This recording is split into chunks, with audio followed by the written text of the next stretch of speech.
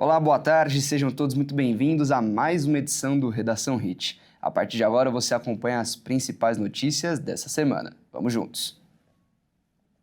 E a partir de novembro, os bancos vão fazer um mutirão para negociar dívidas. Quem tiver contas atrasadas de cartão de crédito, cheque especial, crédito consignado e demais modalidades vão poder negociar os débitos. Mais de 160 instituições financeiras vão participar do mutirão de negociação e orientação financeira a partir de 1º de novembro. O consumidor vai poder solicitar apoio presencial aos PROCONs que aderiram ao mutirão para negociar diretamente nos canais digitais dos bancos. Vão poder ser negociadas dívidas no cartão de crédito, cheque especial, consignado, entre outras modalidades contraídas de instituições financeiras. Na oportunidade, as dívidas podem ser parceladas e obter descontos no valor total, além de taxas de juros reduzidas de acordo com a política de cada instituição. Para a negociação, as contas atrasadas não podem ter bens, dados em garantia ou estarem prescritas, adverte a Federação Brasileira de Bancos. O mutirão, que já virou uma tradição dos bancos, acontece desde 2019, segundo a Febraban. Na última edição, realizada em março deste ano, mais de 1.400.000 contratos foram repactuados. Além de trazer alívio financeiro imediato para consumidores endividados, a ação também ajuda a prevenir o superendividamento e é uma oportunidade para ações de educação financeira. Para participar, o consumidor deve acessar a página do mutirão na internet e consultar a relação de bancos participantes. Já as dívidas podem ser consultadas no Registrato, sistema do Banco Central, por meio do qual é possível acessar, entre outros, o relatório de empréstimos e financiamentos que contém a relação de dívidas perante as instituições financeiras. As negociações podem ser feitas diretamente com a instituição credora em seus canais oficiais ou pelo portal consumidor.gov.br, com a conta prata ou ouro. A Petrobras anunciou que vai reduzir o preço da gasolina para distribuidoras em quase 5%. O valor médio de venda da companhia vai passar para R$ 2,71 por litro. A Petrobras vai reduzir o preço da gasolina em 4,9% para as distribuidoras. Assim, o valor médio de venda da companhia vai ter uma redução de 14 centavos por litro, passando a custar, em média, de R$ 2,71 por litro.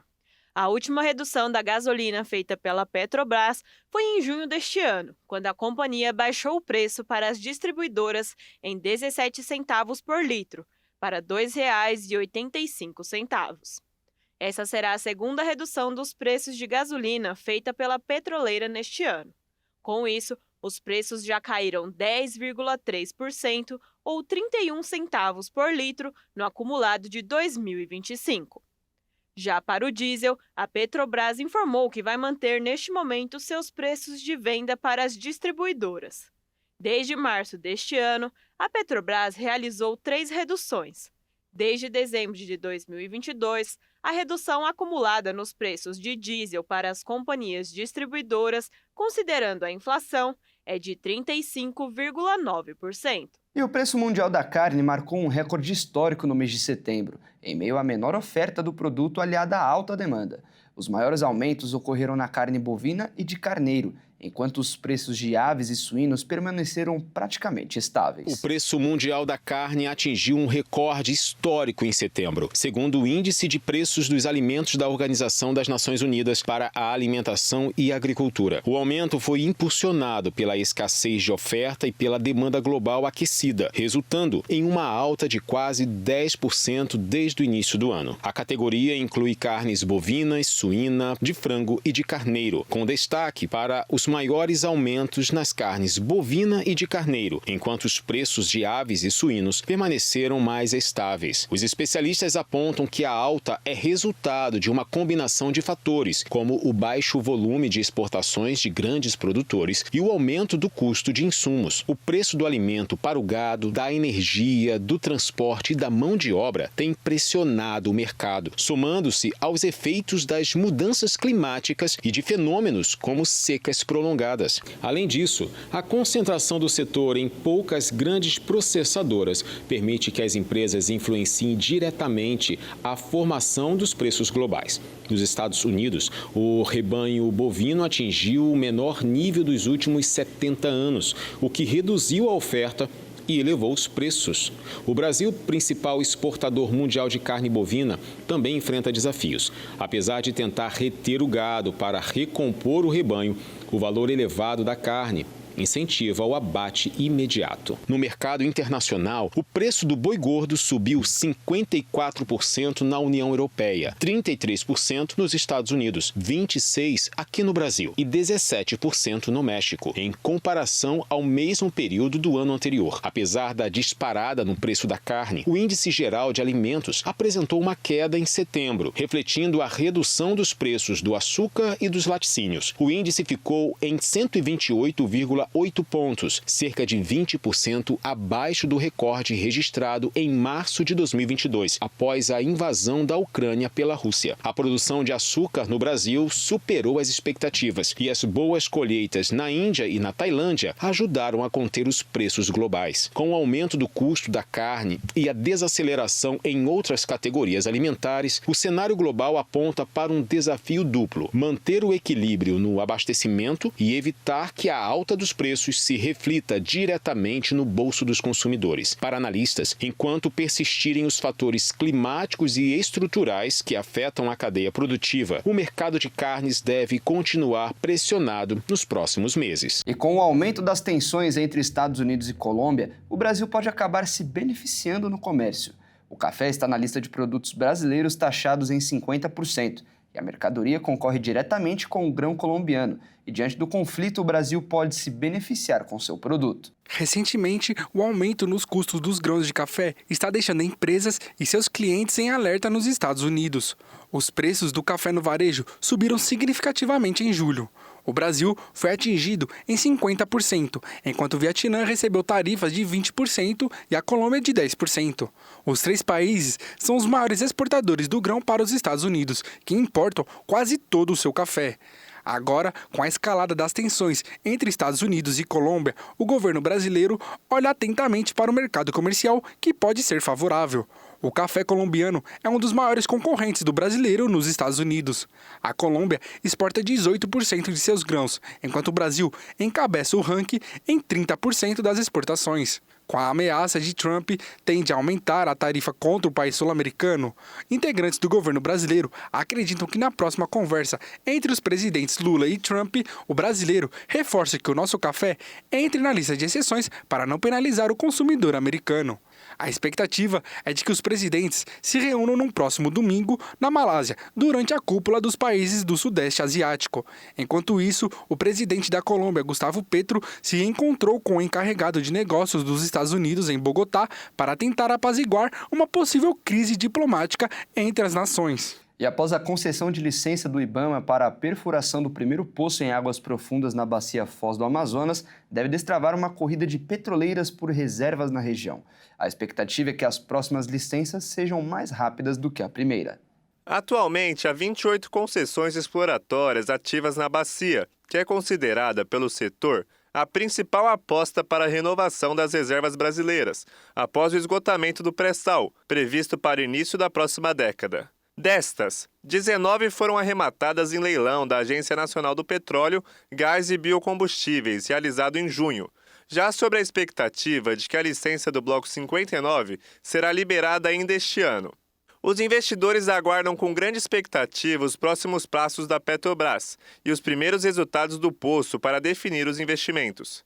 Há hoje pedidos no IBAMA para licenciar poços em mais 8 concessões na bacia. A autorização para que a Petrobras perfure o poço não é garantia de sucesso. No setor de petróleo, é corrente a ideia de que, mesmo com as melhores pesquisas prévias, a confirmação da existência de reservas só ocorre após a perfuração. Na Bacia de Campos, primeira grande província produtora do país, por exemplo, a primeira descoberta só ocorreu no 9º poço exploratório. E mesmo após a descoberta, ainda são necessários estudos adicionais para avaliar se as reservas são viáveis do ponto de vista econômico. De acordo com a Petrobras, a perfuração do Poço Morfo, que recebeu a licença na segunda-feira, deve durar 5 meses. Se encontrar indícios de petróleo ou gás natural, a estatal é obrigada a informar imediatamente a Agência Nacional do Petróleo, Gás e Biocombustíveis. No cronograma natural da exploração, a petroleira costuma furar outros poços, chamados de poços de avaliação, para depois, se confirmada a descoberta, declarar comercialidade da área ao órgão regulador. Nesse momento, ela se compromete a investir para extrair o petróleo ou gás. A primeira-dama Janja Lula da Silva defendeu em Paris a licença concedida pelo IBAMA para a perfuração de um poço de petróleo na bacia do Foz do Amazonas. Janja, que está desde a semana passada na Europa, afirmou ter ficado sabendo do licenciamento pela imprensa. A autorização foi dada à Petrobras há 20 dias da COP30, a Conferência das Nações Unidas sobre Mudanças Climáticas, que será realizada em Belém, de 10 a 21 de novembro. A contradição com o tema da cúpula gerou críticas de ambientalistas. O mercado de terras raras mal engatinha no Brasil e já enfrenta uma disputa tributária, com possível impacto milionário a municípios e União. Com a falta de regras claras para a extração, a única mineradora de terras raras em operação no país, a Serra Verde, é acusada de pagar menos royalties para os governos. A origem da disputa está na base de cálculo da CIFEM, como são chamados os royalties da mineração, pagos à União e distribuídos a estados e municípios onde a operação mineral acontece. Essa compensação é calculada de forma voluntária, a partir do faturamento bruto da mineradora com a venda de bens minerais. No caso do minério de ferro, por exemplo, as mineradoras pagam 3,5% de suas vendas. Já nas terras raras, que entram como demais substâncias em uma lista do governo, a alíquota é de 2%. Esses royalties costumam ser uma das principais fontes de receitas de cidades mineradas. A cobrança, no entanto, incide apenas sobre bens minerais, e é aí que começa a disputa tributária envolvendo a Serra Verde.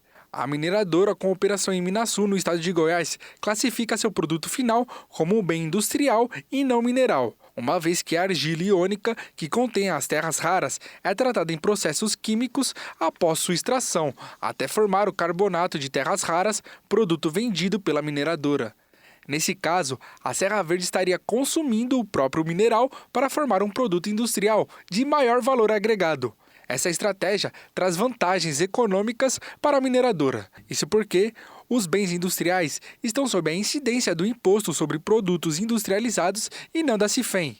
Com a legislação brasileira isenta exportações do pagamento de IPI, a Serra Verde fica imune a este tributo, já que sua produção é vendida para a China, dona de 90% da capacidade de refino global de terras raras.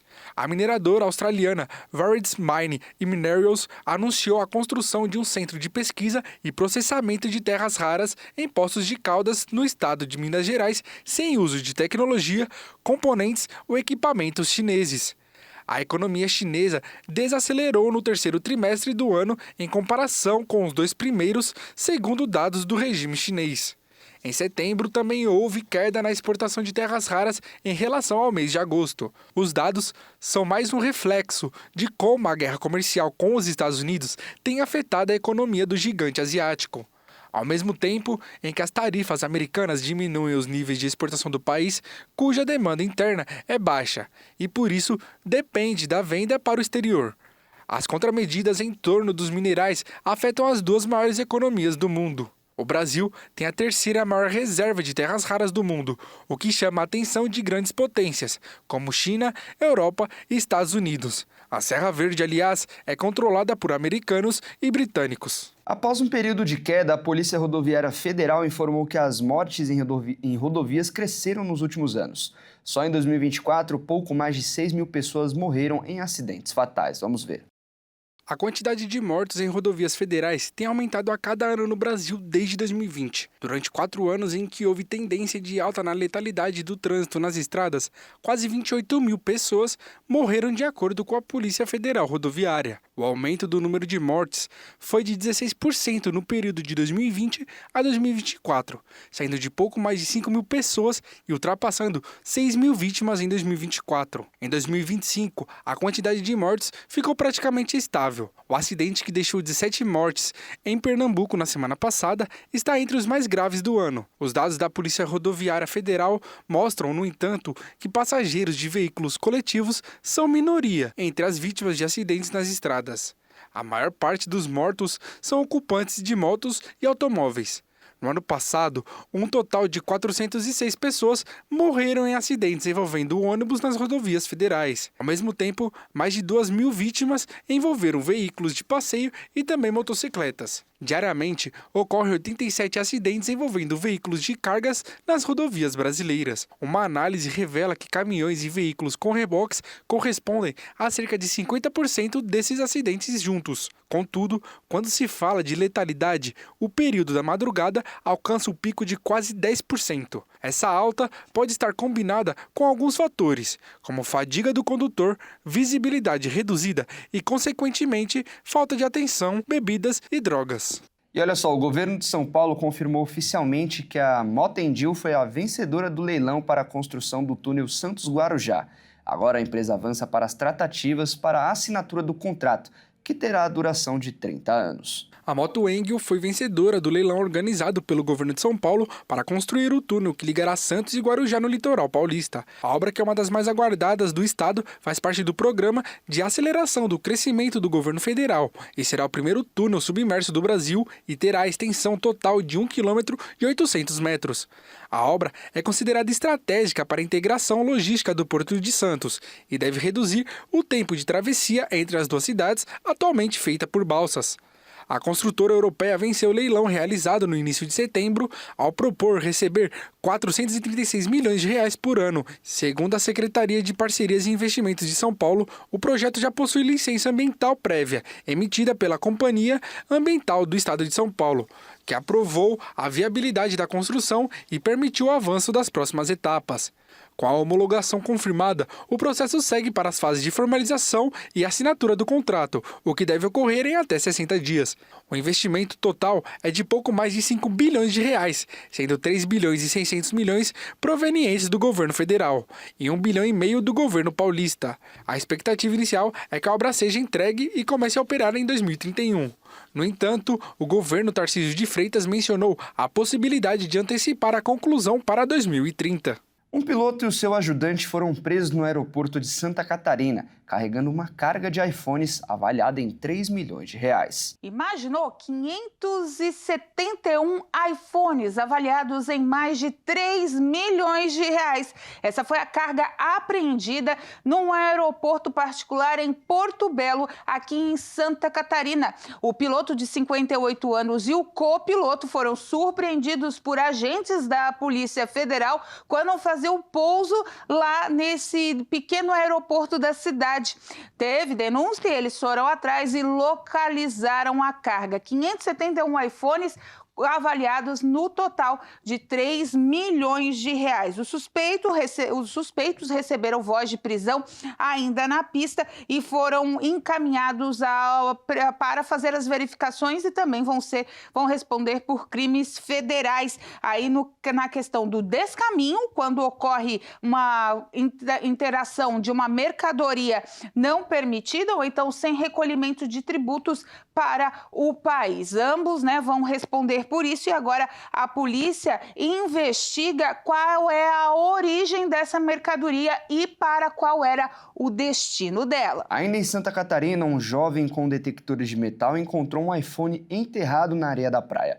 Ele devolveu para a dona, que nem esperava mais reaver o aparelho. E olha só que caso curioso aconteceu em Balneário Camboriú, aqui em Santa Catarina, quando um jovem que já é conhecido no meio digital por caçar tesouros nas praias de Balneário, achou um iPhone zeradinho dentro ali da margem da praia. Ele estava escondido ali na faixa de areia, ele acabou com o seu detector de metal localizando o aparelho, escavou, conseguiu achá-lo e, inclusive, o aparelho estava funcionando. O Natan conseguiu identificar a dona do aparelho e fez a entrega. O pessoal ficou, claro, muito feliz. Ele que tem esses feitos nas redes sociais, já falou que já localizou aí em tesouros na beira-mar mais de R$1 milhão. Isso acontece bastante à beira-mar, né? O pessoal vai ali com os detectores fazendo as suas descobertas. Vai de ouro a latão, não importa. Mas o detector acaba descobrindo ali, e tesouros como esse iPhone aí, que a moça comemorou bastante de ter sido descoberto e devolvido, são uma grande valia. Já teve história de também alianças que acabaram sendo perdidas, nem foram jogadas fora, e a família localizou, ficaram felizes. O Natan tem uma rede social bem dinâmica, que tem bastante histórias para contar sobre esses achados à beira-mar. Do iPhone, a moça ficou super feliz, mas já teve outras histórias com finais bem parecidos por aqui. E você vai ver a seguir. Projeto autoriza que motoristas de aplicativo recusem corridas perigosas. E ainda, Vitor Roque, do Palmeiras, é o jogador mais valioso do futebol brasileiro. Nós voltamos já.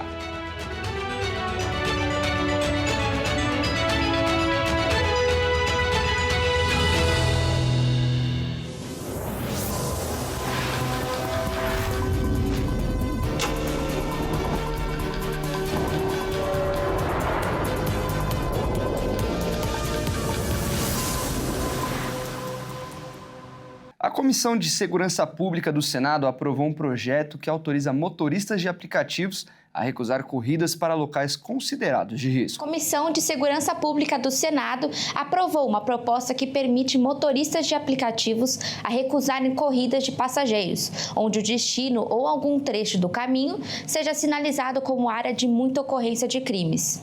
As decisões dos motoristas poderão ser feitas com base nos alertas emitidos pelos aplicativos, que notificarão sobre rotas com alto índice de criminalidade. Esses alertas levarão em consideração os dados das Secretarias de Segurança Pública dos estados, que não serão obrigadas a dar as estatísticas.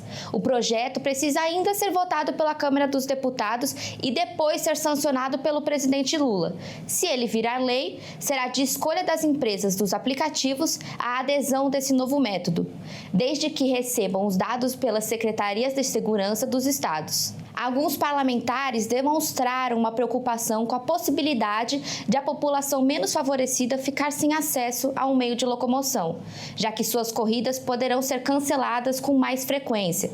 Por isso, a proposta ainda deve gerar muito debate. A rodada de empregabilidade ofereceu mais de 630 vagas em 15 municípios de Mato Grosso do Sul.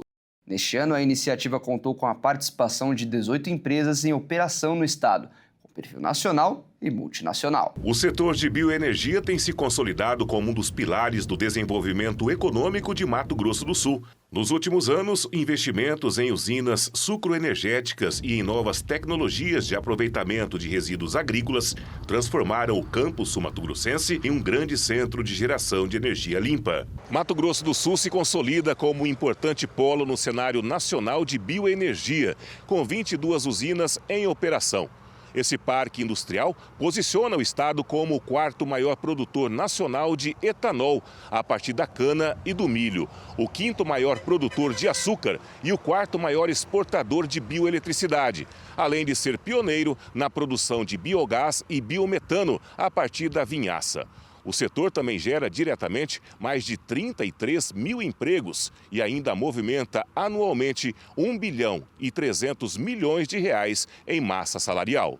Com o setor em alta, a Funtrab, Fundação de Trabalho de Mato Grosso do Sul, e a Biosul, Associação dos Produtores de Bioenergia do Estado, em parceria com Senai MS, realizaram a segunda rodada de empregabilidade voltada para este setor. Tem dado resultado quando fazemos feirões segmentados, porque a pessoa já vem aqui com aquela vaga na cabeça, ela já vem, olha, eu vou para lá porque eu já tenho essas vagas disponíveis, como é o nosso caso aqui.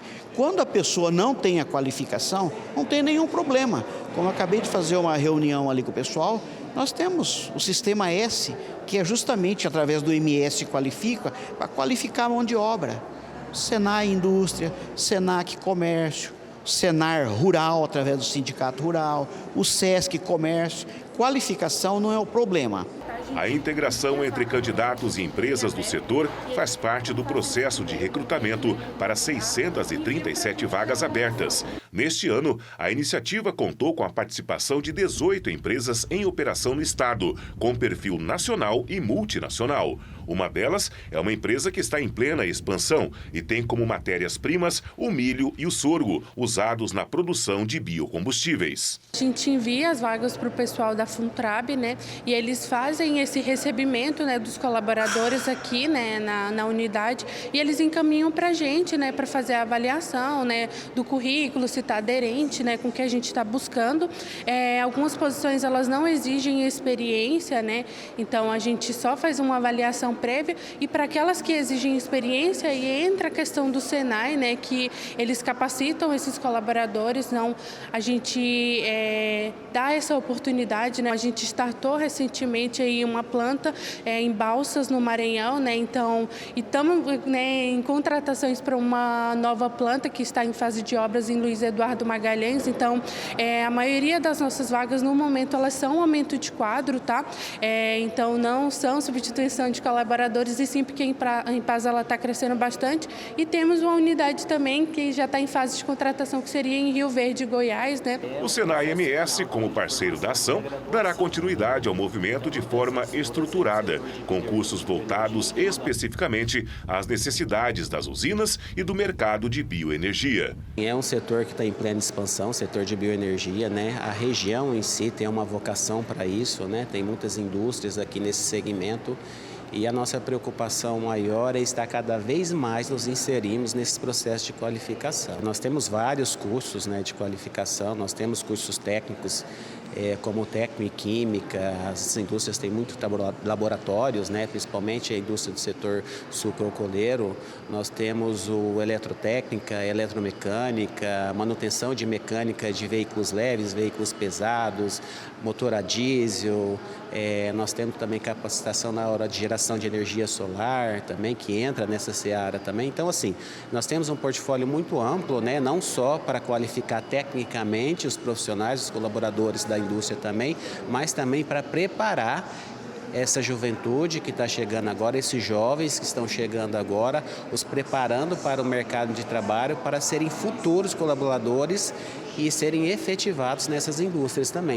De cada 5 brasileiros, 3 interrompem os estudos antes de chegar ao ensino superior e são negros. É o que mostra uma pesquisa sobre as perspectivas da juventude brasileira. As principais razões para a evasão escolar são financeiras e dificuldades de transporte. Uma pesquisa divulgada pelo British Council, organização internacional ligada ao governo do Reino Unido, revelou um dado preocupante sobre a desigualdade racial na educação brasileira. 3 em cada 5 jovens que não chegam ao ensino superior são negros. O levantamento aponta que 63% desses brasileiros que interrompem os estudos até o ensino médio se declaram pretos ou pardos, enquanto apenas 33% são brancos, evidenciando a distância ainda existente no acesso à educação. Apesar de os negros representarem 55,5% da população brasileira, segundo o censo de 2022 do IBGE, eles continuam sendo minoria nas universidades e maioria entre aqueles que abandonam a escola. A pesquisa mostra que metade desses jovens entre 19 e 24 anos não estuda nem possui diploma universitário. Entre os motivos mais citados para a evasão estão a falta de recursos financeiros, responsabilidades familiares e dificuldades de transporte. Fatores como o apoio insuficiente de professores e acesso limitado a cursos de qualidade também contribuem para o abandono escolar.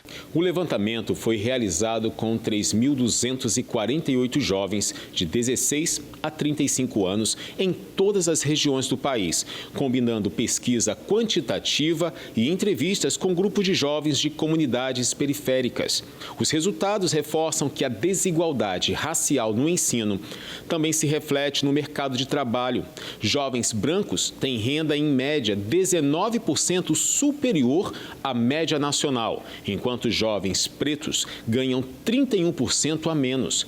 Mais da metade dos jovens negros ouvidos declarou receber menos de um salário e meio por mês, o que limita as possibilidades de investir na formação profissional. Outro ponto alarmante é a percepção sobre a qualidade da educação. Mais da metade dos entrevistados afirmou que o ensino público brasileiro é insatisfatório, índice ainda mais alto entre os moradores de favelas e periferias. Além disso, a pesquisa mostra que a maioria dos jovens negros relatou ter vivido situações de discriminação. Entre os autodeclarados pretos, 86% disseram já ter sofrido algum tipo de preconceito e entre os pardos, 71%. O relatório faz uma série de recomendações para enfrentar essas desigualdades, incluindo políticas públicas voltadas à juventude negra, melhor formação antirracista de professores, inclusão digital e financiamento de iniciativas culturais comunitárias. A entidade também defende que governos em todos os níveis adotem avaliações de impacto racial nas políticas educacionais, como forma de garantir que o acesso ao ensino e à cidadania seja de fato igualitário para todos os jovens brasileiros. E olha só, estudos apontam que o Brasil é o país mais ansioso do mundo e as mulheres são as mais afetadas pela doença. Vamos acompanhar mais detalhes com Alexandre Cardoso. O Brasil é o país com o maior número de ansiosos do mundo, cerca de 9,3% da população. Isso segundo dados da Organização Mundial da Saúde, a OMS. Já outra pesquisa da Think Olga afirma que a preocupação com as mulheres é ainda maior. 7 em cada 10 diagnósticos de ansiedade e depressão são de mulheres. Segundo especialistas, entre os motivos do alto índice de diagnósticos está a sobrecarga de tarefas diárias, jornadas duplas e até triplas que envolvem cuidados gerais com a casa, carreira profissional e cuidados com os filhos, aliados também a outras questões, são os grandes fatores de adoecimento dessa parcela da população. De acordo com um estudo, tanto a ansiedade quanto a depressão também estão conectadas a problemas financeiros, por conta da diferença salarial entre homens e mulheres que ocupam o mesmo cargo no trabalho. Diferença essa que pode chegar até 30% a menos para a população feminina. O constante estado de alerta devido à sensação de insegurança e medo da violência contribuem para o aumento do estresse e, por consequência, da ansiedade. De acordo com o Fórum Brasileiro de Segurança Pública, o número de feminicídios em 2024 aumentou em 0,7% em relação ao ano anterior, que representam quase 1.500 casos, uma média de 4 mortes por dia. Os produtores de maçã do Rio Grande do Sul estão adotando uma nova estratégia para melhorar os negócios: o aluguel de abelhas. Vamos entender melhor essa história com o Guilherme Souza. O motivo desse aluguel inusitado é que as abelhas são fundamentais para transformar as flores das macieiras em frutos. E sem essa ajuda, a produtividade e a qualidade da safra caem drasticamente. Na Serra Gaúcha, os pomares do município de Vacaria, maior polo produtor de maçãs do estado, receberam mais de 300 milhões de abelhas nesta primavera. Elas são distribuídas em cerca de 1.000 hectares, numa média de 5 colmeias por hectare. O aluguel de cada colmeia, com cerca de 50 mil abelhas, custa entre R$ 100 a R$ 150 por um período de 30 dias. Tempo suficiente para garantir que todas as flores sejam polinizadas. Depois, voltam para o apiário dos apicultores que fazem esse trabalho de forma migratória, levando as colmeias de uma região a outra, acompanhando a florada. Segundo técnicos em agropecuária, mais de 90% das maçãs dependem da polinização feita pelas abelhas. Sem elas, não haveria fruto. É um bichinho pequeno, mas que faz um trabalho gigante e é graças a ele que a flor vira fruto e a colheita se torna possível. Mais de um terço dos brasileiros sofre com dores crônicas. E o problema muitas vezes afeta o rendimento das pessoas no trabalho. No Brasil, 37% da população convive com dor crônica, mesmo sendo uma das principais causas de queda de produtividade e afastamentos. O tema ainda é pouco discutido no ambiente de trabalho. Para os especialistas, esse silêncio tem um preço alto, interferindo na saúde física e emocional dos trabalhadores e aumentando o risco de afastamentos prolongados. O impacto da dor crônica vai além da dor física, alterando o sono, o humor, comprometendo o foco e a autoestima, questões que acabam resultando em queda de rendimento e sofrimento emocional que muitas vezes passa despercebido. Dados do INSS indicam que doenças como lombalgia, hérnia de disco, artrose e fibromialgia estão entre as principais causas de afastamento temporário por incapacidade no país.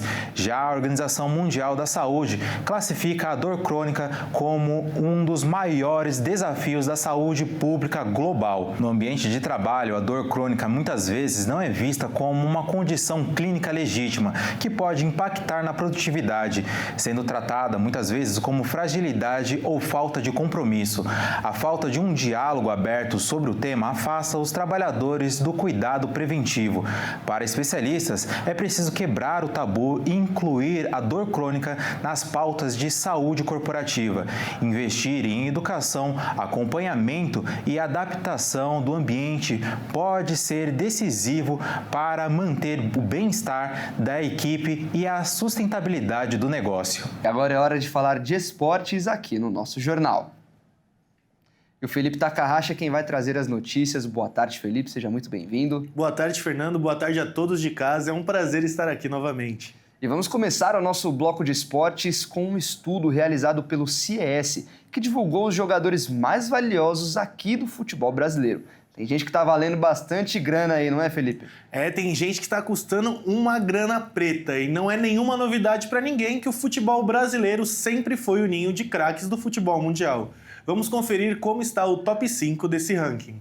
Um estudo feito pelo Centro Internacional de Estudos do Esporte revelou que o atacante Vitor Roque, do Palmeiras, é o jogador mais valioso do futebol brasileiro. Seu valor de mercado ultrapassa os 70 milhões de euros e o Tigrinho está fazendo jus ao alto valor. São 17 gols marcados e 4 assistências em 46 jogos com a camisa alviverde na temporada. Confira os 5 jogadores mais valiosos do Brasil.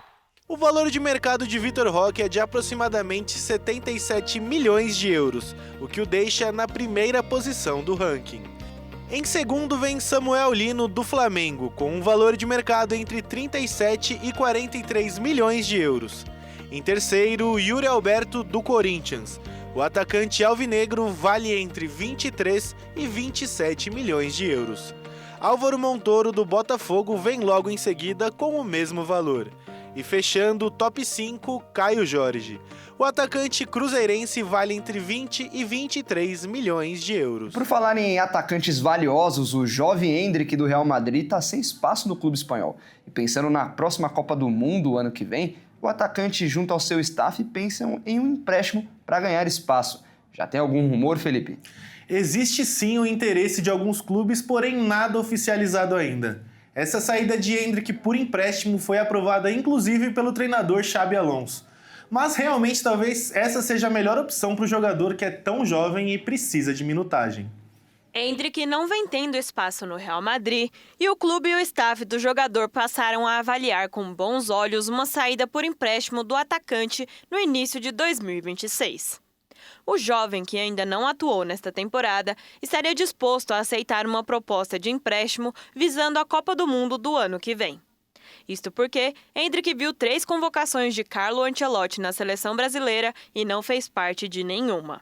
Há 8 meses da Copa do Mundo, é importante para o jogador de 19 anos voltar a somar minutos em campo para brigar por uma vaga na seleção. As conversas ainda estão no início. Por sua história no Palmeiras, seu clube formador, torcedores criaram a expectativa de seu retorno, ainda que por um curto período. O pai do atleta se manifestou nas redes sociais sobre um possível retorno ao Palmeiras, afirmando que o clube teria que apresentar um projeto em uma publicação no Instagram que comentava o assunto da saída de Endrick. Apesar de encher alguns torcedores de esperança, o futebol brasileiro não é pauta para Endrick neste momento, já que tem um alto salário e também um plano de carreira estratégica. A ideia principal é buscar outra equipe no futebol europeu, onde ele teria mais espaço. Endrick não joga desde 18 de maio, quando sofreu uma lesão no músculo posterior da coxa direita. Ele se recuperou em setembro e ficou no banco de reservas em 6 jogos e não foi utilizado por Xabi Alonso. Bom, Fernando, e eu fico por aqui. Foi um prazer trazer as notícias do esporte. Uma boa tarde e um bom domingo a todos. Tá certo, Felipe. Muito obrigado pela sua participação. Um ótimo domingo para você também. E esta edição fica por aqui. Eu agradeço demais a sua companhia. Se você quiser rever alguma das nossas reportagens, basta acessar o canal Jornalismo Hit TV no YouTube. Ótimo domingo a todos e até mais!